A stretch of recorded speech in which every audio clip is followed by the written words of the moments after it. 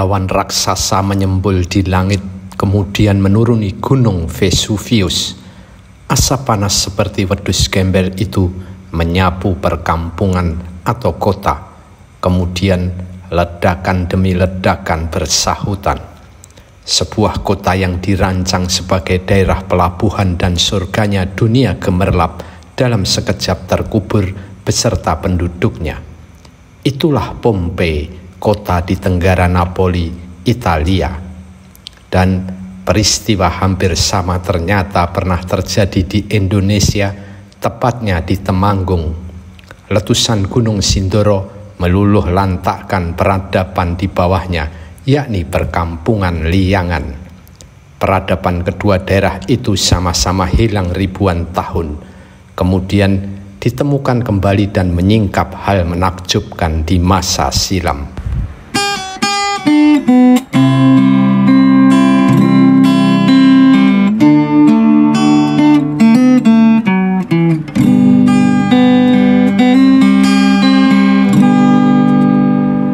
Pompei merupakan kota Romawi kuno yang sekarang masuk wilayah Campania, Italia. Kota yang termasuk lereng gunung Vesuvius ini sering digoyang gempa. Bahkan pada tanggal 5 Februari tahun 62 Masehi terjadi gempa besar yang menghancurkan bangunan-bangunan kota. Kota itu dibangun kembali dan makin megah. Bahkan Pompei berubah menjadi kota pelabuhan dan hiburan, surga dunia yang menawarkan kenikmatan dunia. Wajar pula tempat-tempat pelacuran menjamur di mana-mana. Memasuki bulan Agustus tahun 79 Masehi, terjadi fenomena aneh di Pompei. Mata air dan sumur-sumur mengering. Mulai tanggal 20 Agustus tahun 79 Masehi, gempa-gempa kecil terjadi setiap hari. Namun, karena sudah terbiasa, warga tak terlalu memperhatikannya. Mungkin juga mereka terlena oleh gemerlapnya kehidupan di Pompei. Pada tanggal 24 Agustus tahun 79 Masehi, bertepatan dengan Vulcanalia atau hari perayaan Dewa Api Romawi, masyarakat banyak yang bersukaria. Namun, tiba-tiba letusan Gunung Vesuvius begitu dahsyat. Peristiwa ini dicatat Plinius Muda yang menyaksikan dari jarak 35 km. Menurut laporan Plinius Muda yang dikirimkan kepada sejarawan Tacitus, ia melihat awan panas menyembur dari mulut Gunung Vesuvius seperti pohon pinus. Awan panas itu kemudian menuruni lereng-lereng gunung dan menghancurkan apa saja. Kini, manuver awan panas itu dikenal sebagai aliran piroklastik atau warga di sekitar Gunung Merapi, Jawa Tengah menyebutnya wedus gembel. Disertai gempa dan tsunami, kemudian letusan gunung yang bertubi, kota Pompei pun terkubur material vulkanik. Baru 1600 tahun kemudian, kota yang terpendam itu ditemukan. Yang menakjubkan, banyak korban manusia yang ditemukan membatu dengan berbagai pose. Bahkan ketika diekskavasi, ditemukan beberapa manusia yang sedang bersetubuh dan membatu. Ini yang menyibak kisah bahwa Pompei merupakan kota dugem di masa Romawi kuno. Peristiwa yang nyaris sama terjadi di lereng Gunung Sindoro sekitar abad ke-10. Letusan dahsyat Gunung Sindoro juga mengubur sebuah peradaban maju di zamannya, yakni Liangan. Situs Liangan itu kini berada di Dusun Liangan, Desa Purbosari, Kecamatan Ngadirejo, Kabupaten Temanggung. Perbedaan dari Pompei, Liangan bukan wilayah dugem. Liangan merupakan peradaban yang memiliki adat istiadat, kebudayaan, dan tatanan sosial keagamaan yang tampak tertib. Ini terlihat dari temuan-temuan di situs Liangan yang menunjukkan adanya perkampungan yang terintegrasi dengan aktivitas dan tempat peribadatan. Tak heran, Liangan juga disebut kampung ritual. Perbedaan lain, masyarakat Liangan tampak memiliki ilmu mitigasi bencana yang baik. mereka cepat meninggalkan perkampungannya sebelum terjadi bencana letusan gunung yang hebat dan akhirnya mengubur perkampungan mereka. Ini terbukti sampai kini belum ditemukan bekas-bekas korban manusia. Tak ditemukan sepotong pun kerangka manusia. Liangan merupakan perkampungan atau mungkin kota masa Mataram kuno di lereng utara Gunung Sindoro, ada di sekitar ketinggian 1.200 meter di atas permukaan air laut. Seperti Pompei, Liangan sudah lebih dari 1.000 tahun hilang tertimbun material vulkanik. Pada tahun 2000, warga setempat, Pak Cipto, menggali pasir untuk membangun rumahnya.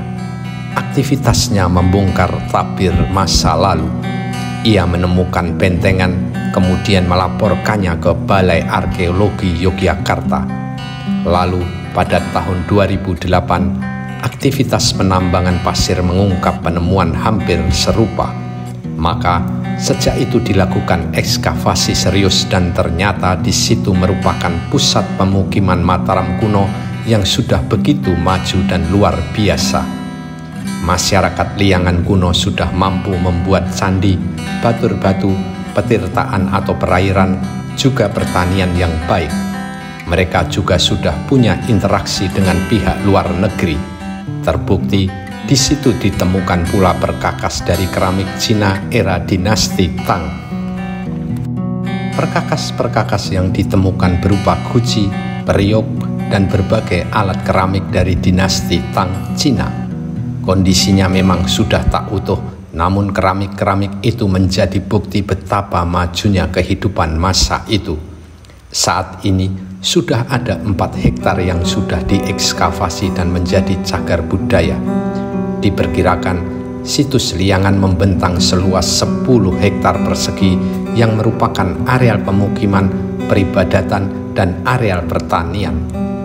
Pemukiman dan peradaban Liangan diperkirakan eksis antara abad ke-6 sampai abad ke-10, mungkin juga sejak pra-Hindu. Peradaban yang maju itu tertimbun material letusan Gunung Sindoro setebal 7-10 meter. Sampai saat ini, material-material yang menutup Liangan adalah khas material letusan gunung berapi, baik berupa pasir, abu, kerikil, bahkan bongkahan batu besar. Penemuan situs Liangan juga mengungkap ternyata Gunung Sindoro pernah meletus hebat. Selama ini sangat minim catatan tentang aktivitas gunung tersebut, dan Liangan mengabarkan bahwa Gunung Sindoro pernah meletus hebat pada abad ke-10. Sangat dimungkinkan kemajuan masyarakat Liangan membuat mereka mampu mendeteksi akan adanya letusan Gunung Sindoro sehingga mereka pindah terlebih dulu sebelum gunung meletus. Para peneliti seperti dari Balai Arkeologi Yogyakarta, Sugeng Rianto, dalam bukunya Liangan, Kini, Dulu, dan Esok mengatakan tak ada korban dalam letusan Gunung Sindoro pada abad ke-10 itu. Menurut Sugeng Rianto, Liangan bukan hanya situs arkeologi, tapi unit peradaban yang dibangun dengan proses panjang dengan kearifan dan kecerdasan luar biasa. Peradaban luhur yang kemudian menderita. Selain memakai bahan batu, masyarakat Liangan kuno membangun rumah dengan kayu dan bambu. Ada gumpalan hitam dan besar. Ternyata itu gumpalan arang yang diperkirakan bekas rumah atau gudang yang terbakar oleh erupsi gunung. Hebatnya, jalan kuno yang terbuat dari batu yang ditata secara rapi masih ada dan utuh.